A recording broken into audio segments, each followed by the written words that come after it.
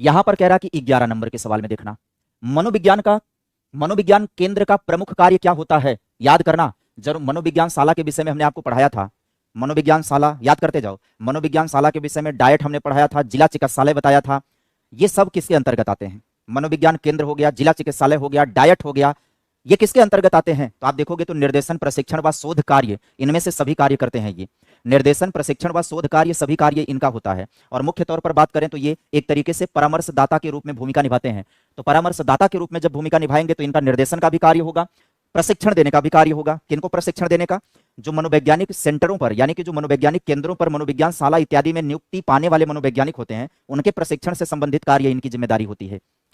आइए सवाल देखिएगा कौन सा आता है बच्चा। सवाल आता है 12 नंबर का, हकलाने के कारण क्या है बताइए।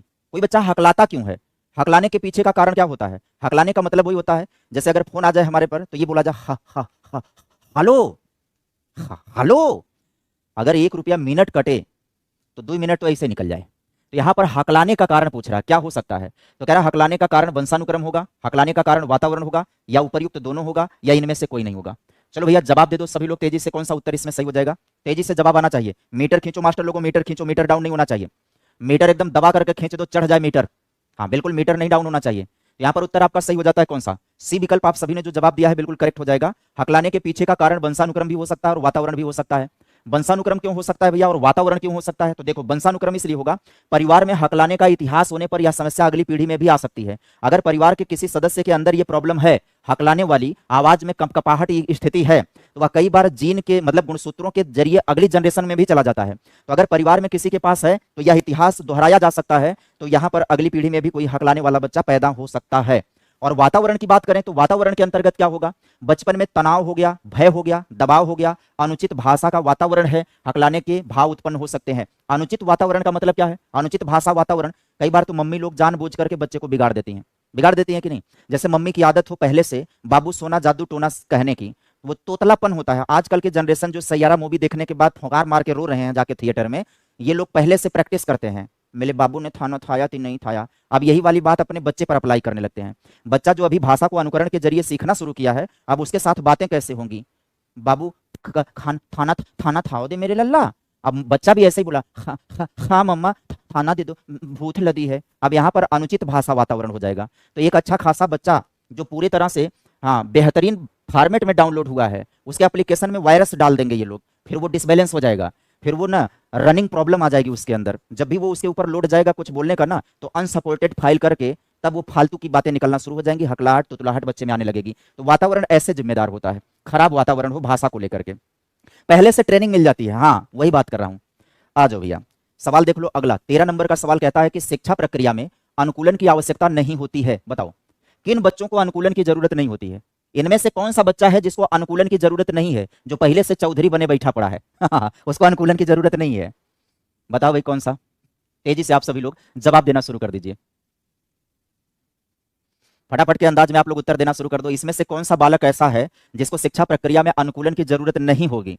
अनुकूलन की जरूरत नहीं होने का मतलब है कि पहले से अपने चौधरी अंदाज में वो ऑलरेडी है। तो यहाँ पर प्रतिभाशाली बालक है जिसको अनुकूलन की जरूरत नहीं है दिए गए विकल्पों के अकॉर्डिंग। क्योंकि जो श्रवण बाधित बच्चा है इसे क्लासरूम में अनुकूलन करने की जरूरत है। भाई क्लासरूम में अनुकूलन करने की क्यों जरूरत है?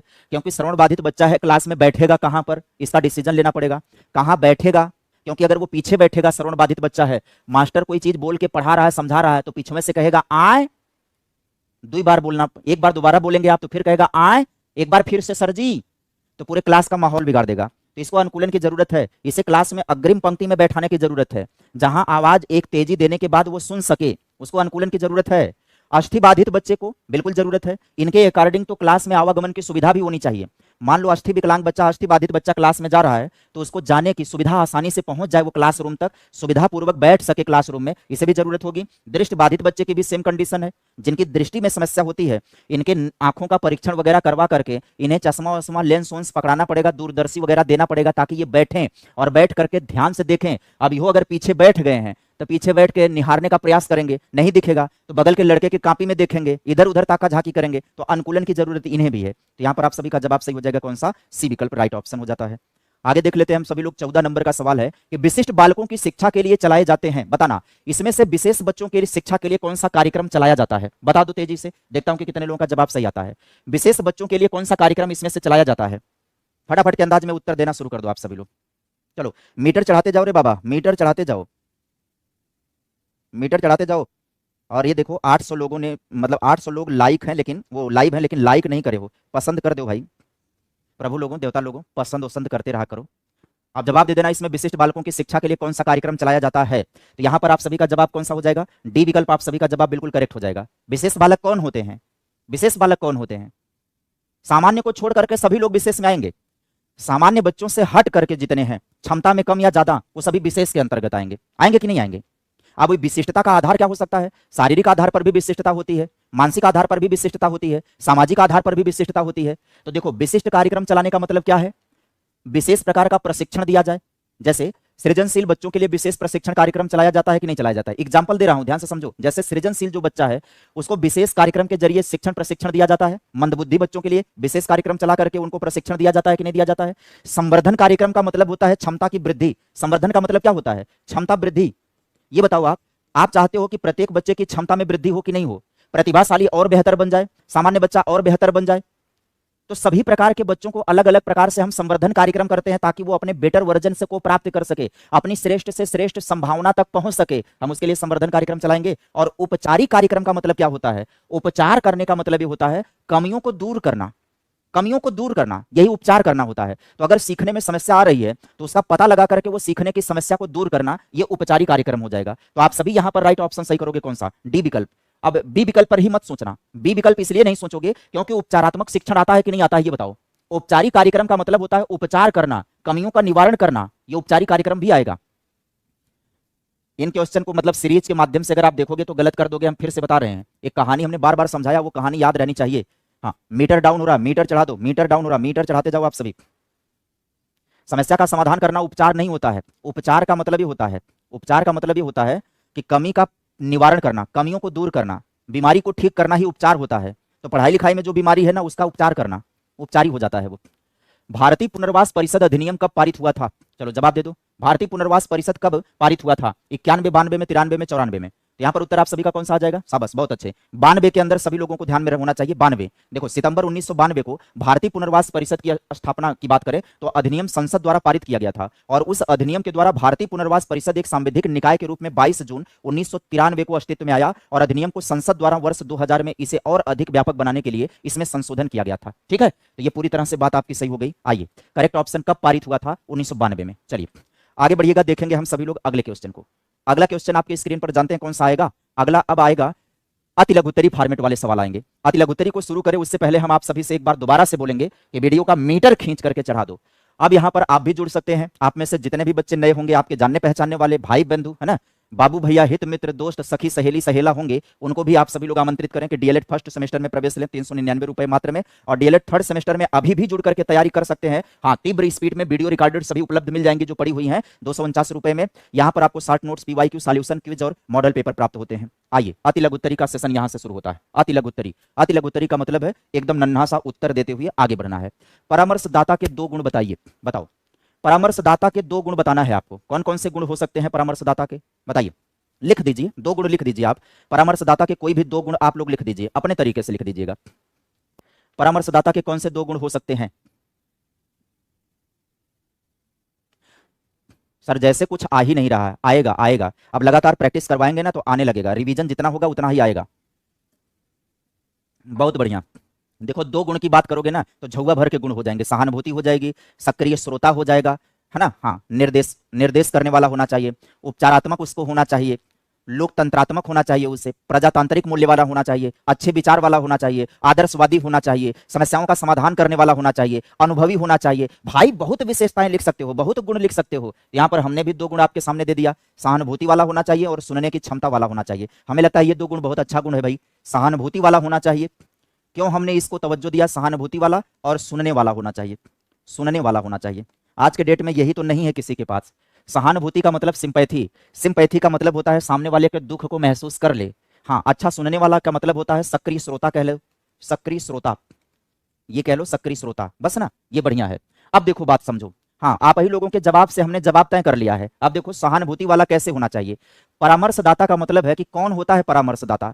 राय या सलाह देने वाला। सुनते रहना बच्चा, राय या सलाह देने वाला वही ना परामर्शदाता होता है। अब एक बार आप सोचो, आप किसी से राय या सलाह क्यों लेते हो?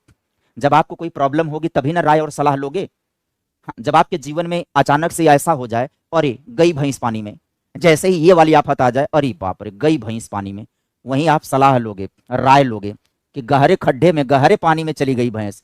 तब आप किसी समझदार व्यक्ति से, अनुभवी व्यक्ति से सलाह लोगे कि ये दादा, ये बाबा कैसे निकालें, भैंसिया पानी में चली गई है, बहर में नहीं आ रही है। तो बाबा कहेंगे ना कि जाओ बेटा हरियरी वरियरी लेकर के आओ और बुलाओ, आओ ले ले आओ, तब ना वो बाहर आएगी। बुलाने का तरीका बताएगा ना। तो ध्यान से समझिए इस बात को। हम राय या सलाह जब लेते हैं तो उस व्यक्ति से लेते हैं जो समझदार होगा।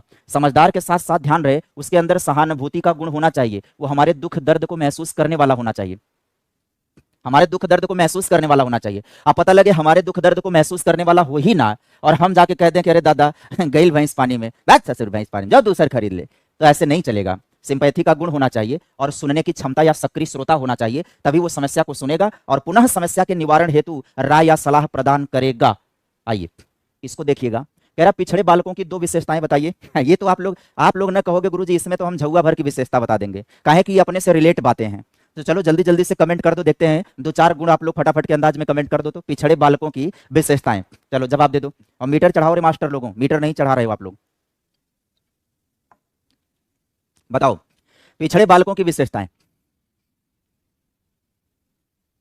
अब देखो भैया कितना बढ़िया बढ़िया से विशेषताएं आ रही हैं। जो पिछड़े बालक की विशेषता आएगी एकदम खट खट, हाँ, सीखने की धीमी गति होगी, जीवन में निराशा का अनुभव होगा, बुद्धि कमजोर होगी, बुद्धि कमजोर होगी, हाँ बहुत अच्छी, धीमी गति से सीखने वाले होंगे, बुद्धि कमजोर होगी, जीवन में निराशा का अनुभव करने वाले होंगे। हाँ एकदम धुआं धुआं हो जाए, बहुत बढ़िया। अब आओ तो इसको छोड़ते हैं, क्या ही मतलब है। यहाँ पर देखो धीमी गति से सीखने वाले होते हैं और निम्न आत्मविश्वास होता है, यानी आत्मविश्वास की कमी होती है, बहुत हो गया। आओ 18 नंबर को, निर्देशन के कोई 2 उपकरण बताओ आप। किसी को गाइडेंस प्रदान करना है, गाइडेंस का मतलब जानते ही ना आप, किसी को गाइड करना है, भैया ऐसे ऐसे जाइए फला जगह पहुंच जाएंगे। तो निर्देशन के कोई 2 उपकरण पूछ रहा है कि कौन सा टूल प्रयोग करोगे आप निर्देशन करने के लिए, तो बताइए निर्देशन के लिए कौन से उपकरण का प्रयोग करोगे। हाँ हमें पता है कि आप लोग बुद्धिमान हो, एकदम भयानक वाले बुद्धिमान हो, बस खाली क्वेश्चन सामने आएगा एकदम तड़िया करके जवाब दोगे आप सभी लोग, बिल्कुल 1% भी डाउट नहीं है आपकी क्षमता में। फिलहाल यहाँ पर बता दीजिए निर्देशन के कोई 2 उपकरण कौन से हो सकते हैं। किसी को निर्देश देना है, किसी को गाइडेंस प्रदान करना है, किसी को गाइड करना है, तो 2 उपकरण कौन सा प्रयोग कर सकते हैं। तो उपकरण कौन सा प्रयोग करेंगे, तो भाई उपकरण में हम सबसे पहले क्या कर लेंगे, इंटरव्यू कर लेंगे ना भाई। इंटरव्यू कर लो, साक्षात्कार कर लो, अवलोकन कर लो, इंटरव्यू कर लो, साक्षात कर लो, अवलोकन कर लो, केस स्टडी कर लो, तमाम तरीके से परीक्षण कर लो, निरीक्षण कर लो, व्यक्तित्व का मापन कर लो, प्रश्नावली का प्रयोग कर लो आप, उसकी सब कचड़ा और कलई खोल लो, सारी चीजें परत दर परत खोल लोगे आप, तब आप क्या करोगे। देखो साक्षात्कार बोला ना, साक्षात्कार यानी समस्या रुचि व जरूरतों को जानने का एक माध्यम होता है कौन, साक्षात्कार। ऑब्जर्वेशन कर लो आप, छात्र के व्यवहार और कार्यों का क्या कर लें, प्रत्यक्ष अवलोकन और जानकारी पता कर लें, तब हम उसको उपयुक्त तरीके का क्या प्रदान कर देंगे, निर्देशन प्रदान कर देंगे, गाइडेंस प्रदान कर देंगे। जैसे आप कोई चीज हमसे पूछोगे, आप हमसे पूछोगे तो हम पूछोगे बताने से पहले आपका ऑब्जर्वेशन कर लेंगे, क्योंकि जैसे रोगिया भावे वैसे वैद्य बतावे, कई बार इसकी जरूरत पड़ जाती है कि आपका अगर ठीक ढंग से मूल्यांकन नहीं हो पाया तो हम आपको ऐसा गाइडेंस प्रदान कर देंगे कि आप दोबारा गाइडेंस लेने की नौबत ही नहीं आएगी, है कि नहीं है। तो जानने की जरूरत तो है। आइए यहां पर सवाल पूछ रहा क्या, 19 नंबर में, डाइट की स्थापना के 2 उद्देश्य बताइए। डाइट की स्थापना क्यों की गई थी, डाइट की स्थापना क्यों की गई थी, इसकी स्थापना के कोई 2 उद्देश्य बताइए। और 2 मतलब 2 मतलब क्या हो जाएगा, 2। बुलडोजर बाबा कह रहे हैं सर आप कहानी बहुत ही बताते हो, हाँ उसी से तो रिलेट कर देते हैं भाई, वही तो वास्तविक जीवन से रिलेट हो जाता है। तो डाइट का उद्देश्य क्या था, 2। मेरे दिमाग में जो 2 उद्देश्य आ रहा है वो मैं बता दूं भाई। प्रशिक्षण देने के लिए इसको बनाया गया, पहली काम प्रशिक्षण देने के लिए। किसको प्रशिक्षण देने के लिए, एलिमेंट्री एजुकेशन को गुणवत्तापूर्ण बनाने के लिए, टीचर को प्रशिक्षित करने के लिए, टीचर को क्या करने के लिए, प्रशिक्षित करने के लिए, और शैक्षिक नवाचार के लिए भी तो इसका किया गया निर्माण, शैक्षिक नवाचार हेतु भी तो इसका निर्माण किया जा सकता है, क्यों।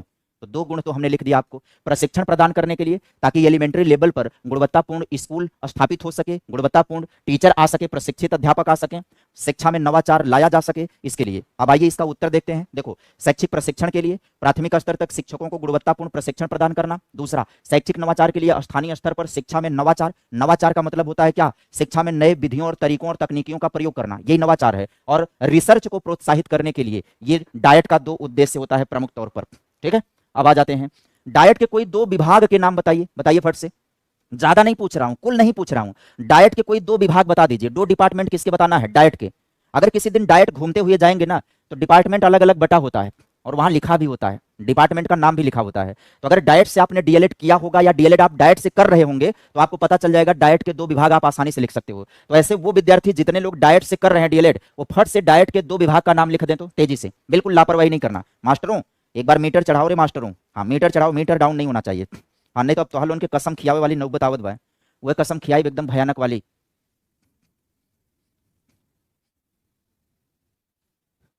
हाँ कौन सा हो गया भाई, 2 विभाग कौन सा, एनसीईआरटी और एनसीईआरटी। अच्छा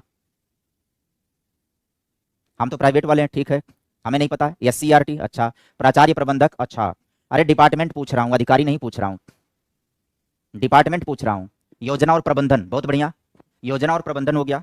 और एक होता है मूल्यांकन विभाग, क्या तुम लोग पढ़े हो बताओ, देखो यहाँ पर है, एक होता है डाइट के 2 विभाग में, एक होता है कार्य अनुभव विभाग होता है, वर्क एक्सपीरियंस डिपार्टमेंट है ये, है ना, वर्क एक्सपीरियंस डिपार्टमेंट जो छात्रों में व्यवहारिक कौशल विकसित करता है। दूसरा डिपार्टमेंट होता है निरंतर व्यापक मूल्यांकन करने का, है ना, प्लानिंग एंड इवेल्युएशन वाला जो डिपार्टमेंट होता है। योजना और मूल्यांकन का जो डिपार्टमेंट होता है, योजना मूल्यांकन विभाग वाला जो होता है वो आ गया यहाँ पर। तो ये 2 डिपार्टमेंट हैं,